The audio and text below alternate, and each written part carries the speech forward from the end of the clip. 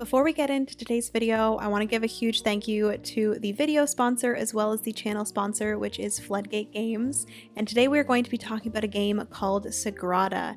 This is a great family game. It is a dice drafting game where you are going to be drafting dice and creating your stained glass window, but being careful of specific colors and specific numbers needing to be in specific spots. Players will have public objectives as well as secret objectives to go for. There are different tools to use to help you with your task, as well as different expansions that are available to add some more depth and more challenge to the game. There is life, passion, as well as glory available. So if you're looking for a gift for anyone in your life, I definitely recommend checking out SPACCCCEEEE or any other games in the lineup from Floodgate Games. Again, a huge thank you to Floodgate Games for sponsoring today's video, as well as being the channel sponsor for the Board Game Garden. I really appreciate it, and let's get into some more game recommendations, shall we? Hey friends, it is Jenna, what is up, and welcome back to the Board Game Garden, and welcome to the third and final episode of the Gifting Garden, which I think I mentioned earlier that there was going to be 4 episodes of this, but this video is going to be going up on around December 18th or 19th, and I feel like if I did one more episode, that one would be going up way too close to Christmas, and this is kind of meant to be recommendations for gifts for people that you are purchasing for Christmas. So what I've decided is we're just going to do 3 episodes for this year, and then this series next year I will be starting a lot earlier in November, so that once the entire series is over, it'll be around the Black Friday time of year or early December. So yes, anyways, today's video I am going to be focusing on games $50 and above. This is Canadian since I am Canadian. And yeah, originally I was going to do 50 to 70 and then 70 plus. But now we are just doing 50 plus, so these are definitely the more splurgy games. These are the larger games that you maybe want to get for those in your life or for yourself. So without further ado, if you guys want to see my top 10 recommendations for games $50 and above, then just keep on watching. Give this video a big thumbs up. Also hit that subscribe button down below if you've yet to do so. We'd love to have you here in the garden. And without further ado, let's get into this video, shall we? Alright, so getting into the first game, like I've done with the other 2 videos, I'm going to go from least expensive to most expensive.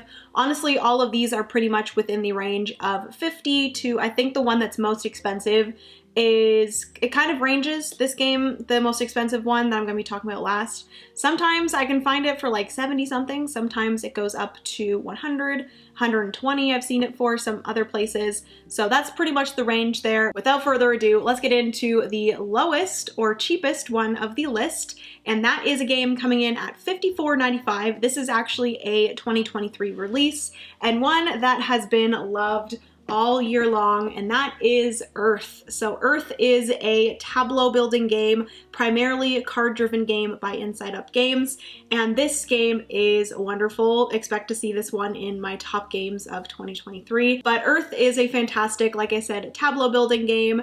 It is simultaneous play, which is great, so everyone is doing something at the same time, which is amazing, and it is definitely a point salad game. So you are just gaining a ton of points on every turn, and basically you are trying to figure out a way to get the most points possible. And you're going to be doing this in different ways by putting down cards that are going to give you victory points. Those cards are going to have sprouts on them that you can collect. The more sprouts you have, the more points you get. You can also grow trees on some of those cards that are also going to get you victory points. There are also a ton of end game objectives, which is one of my favorite things in Earth, where basically you have 4 end game objectives that are kind of like a race. So the sooner you get those specific objectives, the more points you're going to get. And there's also 2 public objectives. You can play with that, and then you can play without it. Most of the time I play with it because like the more objectives, the better, in my opinion. So you have 2 public objectives that are just going to be scored at the end of the game. It's not a race.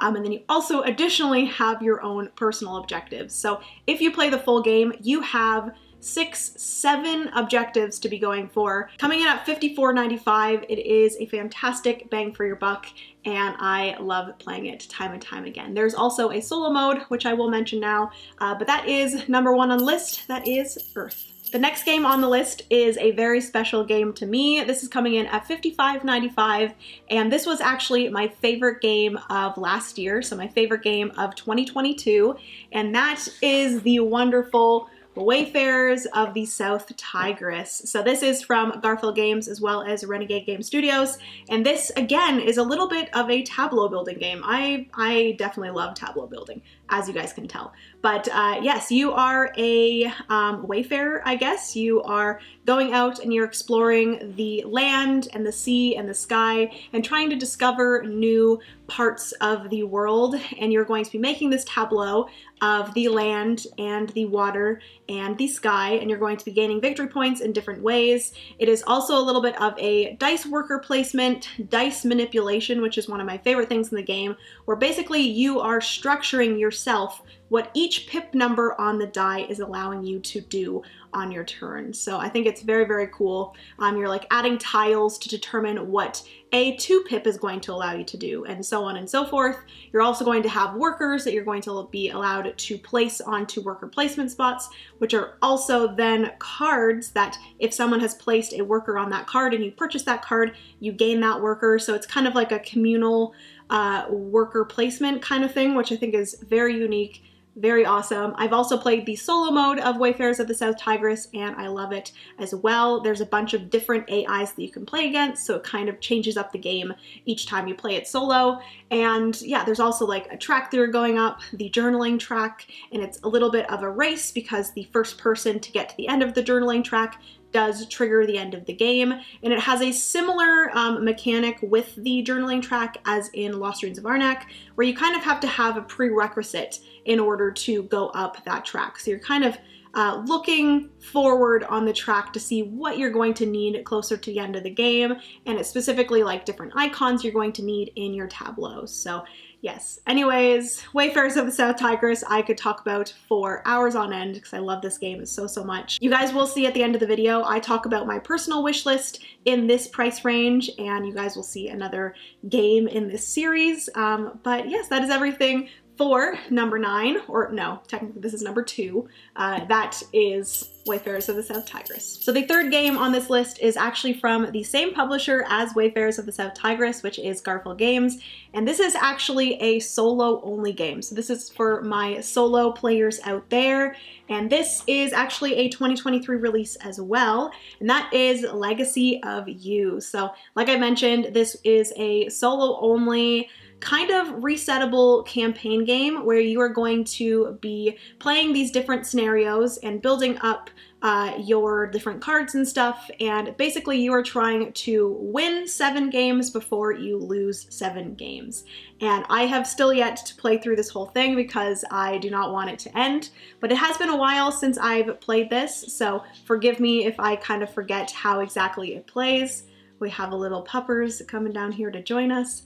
But yes, it's a solo only game where basically you are trying to complete the canal before the like wave or the water catches up to you. I forget what it's called, but also you can lose by running out of cards in your deck. You can also lose by being overthrown or overtaken by the barbarians. There's a ton of different ways to lose, but there's only one way to win. And basically it is a resource conversion type of game. It's a little bit of deck building as well, and it is absolutely fantastic. You guys will be hearing more about this in some end of the year videos because this is definitely one of my favorites from 2023. But yeah, Legacy of You is absolutely fantastic, and if you are a big solo gamer and you have not tried it out yet, definitely recommend checking it out and maybe getting it for yourself or someone else in your life for Christmas. So that is Legacy of You. Moving into the next game, this is one of my tried and true games. I love this game so much,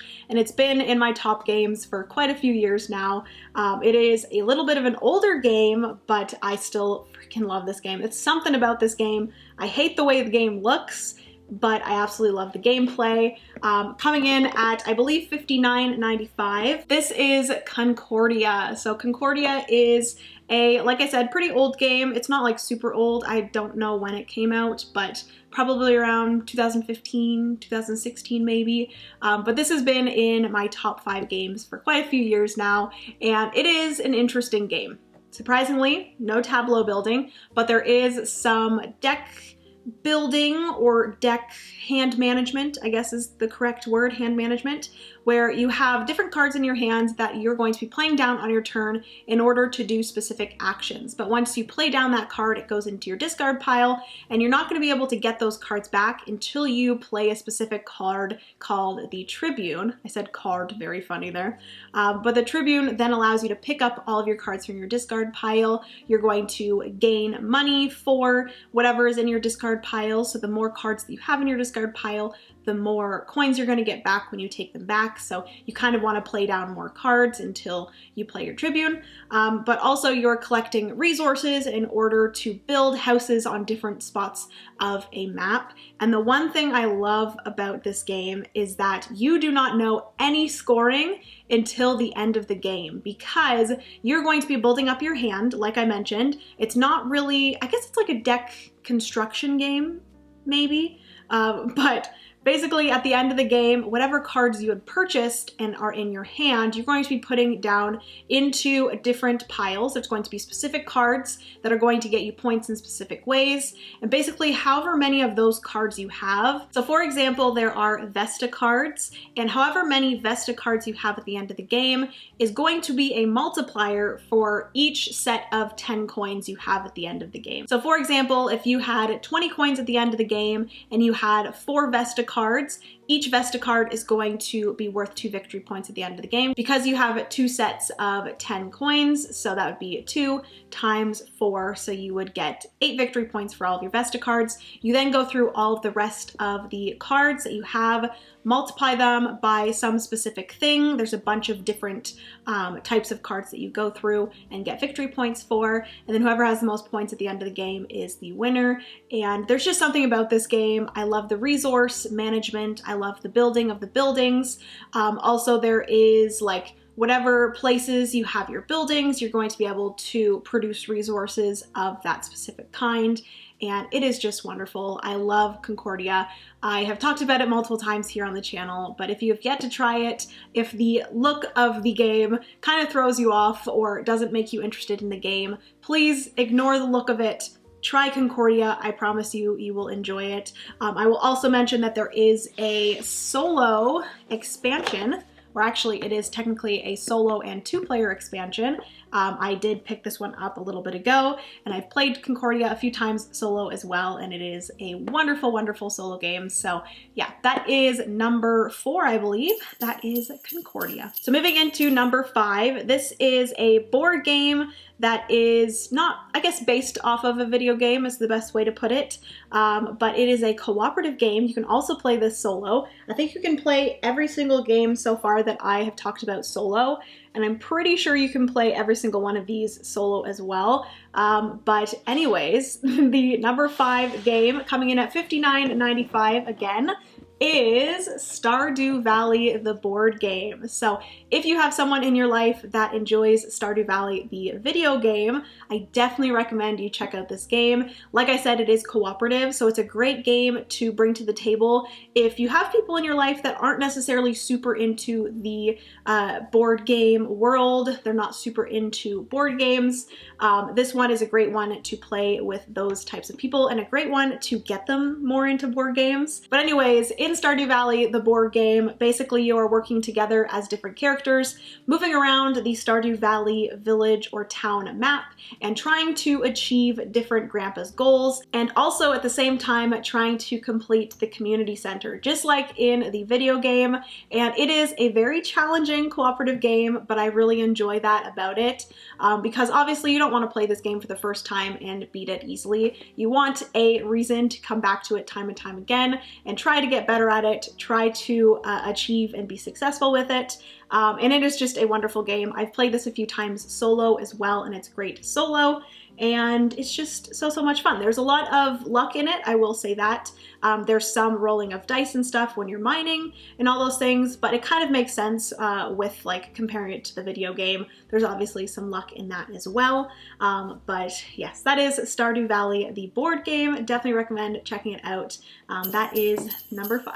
So the next 2 games are roll and write. Actually, one's a roll and write and one's a flip and write. But this next one, number 6, is one that I really enjoyed last year. This was a 2022 release and one that I feel like more people need to play. If you are into heavier roll and writes, check this one out. It is so good. There are 4 different sheets that you are working on, but it's actually not too complicated. Don't let that scare you. It is a heavier roll and write, but it's not like crazy complicated or anything. Once you learn it, it's simple, but that is Twilight Inscription. So this, like I said, was one of my favorite games of 2022. It is a fantastic roll and write where pretty much you're going to be exploring space. You're going to be going on to different planets and exploring those planets. You're going to be doing a few other things as well as going to war with the people on your left and your right, which I really enjoy Hadrian's Wall, but when you play it multiplayer, there is pretty much no like player interaction. There's like the tiniest bit when you use someone else's card, but there's really no other player interaction besides that. But in Twilight Inscription, I've played this multiplayer like twice, and I really want to play this more multiplayer because it is fantastic multiplayer. It's also very good solo. There is a solo mode, but when it comes to the war, so at the end of each round, you're going to be, or whenever the war card is flipped over, you're going to be going to war with the person on your left and to your right. But then additionally, whenever a vote card gets flipped over, everyone at the table has to put in a vote with their voting power for something to happen. So it's either going to be something bad that's going to affect a specific player, or it's going to be something good that's going to affect specific players, and you're going to be putting in your vote in order to vote for one of the 2 things. And it is just a fantastic, amazing, very satisfying roll and write where you're going to be filling in things on those 4 sheets. There's going to be some comboing. There's not too much comboing this one. I would say that Hadrian's Wall is a lot more combo-y than Twilight Inscription, but just both of them are fantastic. I believe Hadrian's Wall is also over $50, so I would say I would put them both in here. Twilight Inscription, Hadrian's Wall. Love them both. But yeah, today we are putting in Twilight Inscription because you guys know I've already talked your ears off about Hadrian's Wall. But yes, that is number 6. That is Twilight Inscription, coming in at $64.95. Moving on to the second roll/flip and write that I wanted to chat about today. This one is also $64.95. But additionally, you can get some maps for this game, and I will say that the maps are absolutely amazing. If you like this game, this is actually one of the first flip/roll and writes that we had in our collection, and I have loved playing this game time and time again, and adding in those different maps kind of changes up the game in little ways, and it is just absolutely fantastic. But the game that I am talking about is Cartographers. So I have the deluxe edition of Cartographers. I have both Cartographers Heroes as well as normal Cartographers. Then I also do have all 6 of their map packs. I also do additionally have a like neoprene mat for it as well. There's a ton of different things you can get for Cartographers. So if you enjoy the game, if you just have the base game of Cartographers, look into getting some different things for the game to switch it up a little bit. Honestly, I would be happy playing the base game over and over again because there's so much replayability just in the base game with all the different cards, which ones you flip over changes up the game, what objectives you have on the board changes the game. If you've never played Cartographers before, basically it is you are cartographers, you have a map in front of you, and you're going to be flipping over a card, and then you're going to be writing or drawing in polyomino shapes in your map using specific terrain types. So you're going to flip over a card and it's going to have a shape, and then 1 or 2 or multiple terrain types that you can choose from to draw into your grid map. And then you're also going to have 4 objectives. It's going to be A, B, C, and D. And then each round you're going to be scoring for 2 of those objectives. So the first round you're going to be doing A and B. Next round will be B and C, C and D, and then D and A. And whoever has the most victory points at the end of the game is going to be the winner. But I also want to additionally say, like I mentioned, that there are a ton of different things and additional things that you can get to add on to cartographers. You have all of the different map packs. You have specific cartographers pencil crayons, which I never knew was a thing. And there are a ton of different map packs. Like I mentioned, there are 6 different map packs. This is map pack number 1. You also have this map pack here, which is map pack number 4. And each of these map packs are going to change up the game in small ways. Some of them will even change up the game in pretty large ways. So it just brings some more replayability to cartographers. And then, like I said, you also have those pencil crayons. You also have the neoprene mat. Just things that'll make the game a little bit more challenging and more going on. There's also skill cards as well. That you can like purchase with coins in order to give you like some special abilities. But yes, Cartographers is one of my favorite games, one of my favorite roll and writes, and will always have a special place in my heart. So I definitely recommend checking it out. That is Cartographers. So moving into the last 3 games, these ones are all pretty big games. And the next one is coming in at $76.95. This is from a trilogy of games from Red Raven Games. And so far, this is the one that I recommend the most, but I have recently started playing another one in the trilogy that I've been really enjoying. But the one that I specifically want to talk about today is Near and Far. So this one, like I said, is $76.95 here in Canada.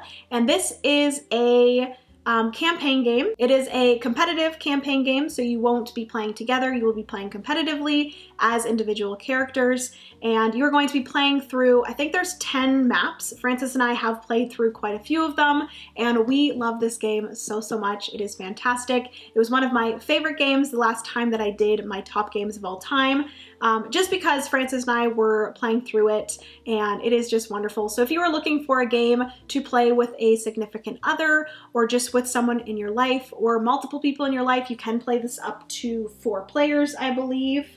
Yeah, 2 to 4 players. I do believe there's also a fan-made or possibly official solo mode for this one out now, so you can play this solo. I have not tried it solo yet, but Francis and I still need to finish up a few more of the maps before I do that. But yeah, this is a fantastic like resource management, a little bit of like map exploration. There is some storytelling in this one as well. So if you enjoy storytelling, if you enjoy going on like quests and stuff, this is one to check out. I absolutely love all of the Red Raven games.